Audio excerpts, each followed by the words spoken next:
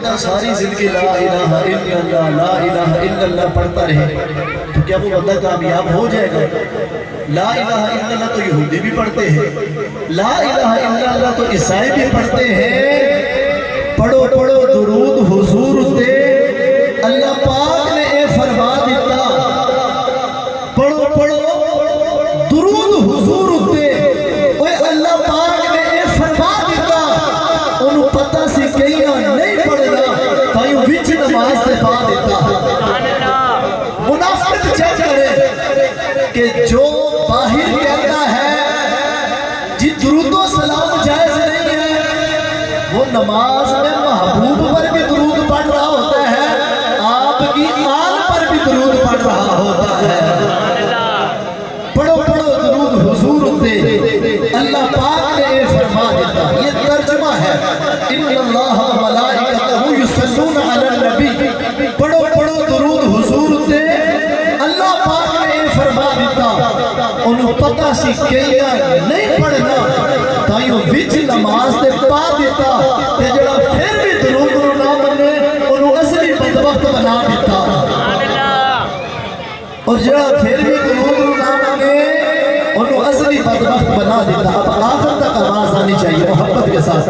صلاۃ و السلام علیکہ یا سید یا رسول اللہ وعلا آلکہ و اصحابکہ یا سید یا حبیب اللہ۔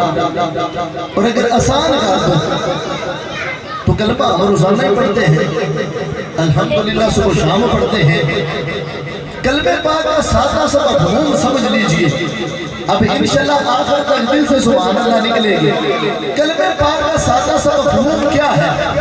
لا الہ الا اللہ محمد رسول اللہ کا مطلب معنی مفہوم کیا ہے؟ اس کا سادہ سا مفہوم یہ ہے کہ جہاں جہاں ذکر خدا ہوگا ذات ذکر مصطفیٰ بھی ہوگا۔ خدا نے کلمے میں یہ اہتمام رکھا ہے، خدا نے کلمے میں یہ اہتمام رکھا ہے کہ ساتھ اپنے محمد کا نام رکھا ہے۔ یہ الگ بات ہے، کوئی مانے یا نہ مانے، نماز میں بھی درود و سلام رکھا ہے، یہ الگ بات ہے، کوئی مانے یا نہ مانے، نماز میں بھی درود و سلام رکھا ہے۔ ایک بار چھوٹ کر محبت سے اس چاہت کے ساتھ جو احباب ابھی تک دائیں بائیں کان لگائے کھڑے ہیں کہ محفل کا آغاز ہو اور پھر چلیں، ایک بار چھوٹ کر محبت سے پڑھے تاکہ پتہ چلے وہ شاید بیٹھتے ہیں، محفل سجائے بیٹھتے ہیں، محفل کا آغاز بھی ہو چکا ہے۔ پڑھیے صلاۃ و السلام علیکہ یا رسول اللہ وعلا آلکہ و اصحابکہ یا سید یا رسول اللہ مولا یصلی وسلم دائما ابدا علی حبیبک خیر الخلق کلہم یا رب بالمصطفیٰ بلغ مقاصدنا واغفر لنا ما مضى یا واسع الکرم یا صاحب الجمال و یا سید البشر من وجهک المنیر لقد نور القمر لا يمكن الثناء كما كان حقه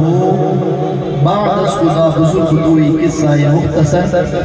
تمام حمد و ثنا تعریف و توصیف اس رب ذوالجلال کے لیے جو خالق ارض و سماوات بھی ہے اور مالک شجہات بھی، اللہ تبارک و تعالی جل جلالہ و اعظم نوالہ و اعظم شانہ و اتم برہانہ کی حمد و ثنا اور حضور پر نور شافع یوم النشور احمد مجتبی جناب حضرت محمد مصطفیٰ صلی اللہ علیہ وسلم کے حضور ناز میں اپنی عقیدت و محبت و مودت اور چاہت و اخراج عرض کرنے کے بعد نہایت واجب الاحترام قابل صد احترام سامع و ناظرین، ہمارے لیے سعادت کی معراج ہے کہ سالانہ محفل میلاد مصطفیٰ صلی اللہ علیہ وسلم کے اس عظیم موقع پر ہم سب بارگاہ رب ذوالجلال میں حاضر ہیں۔ خلاق عالم محفل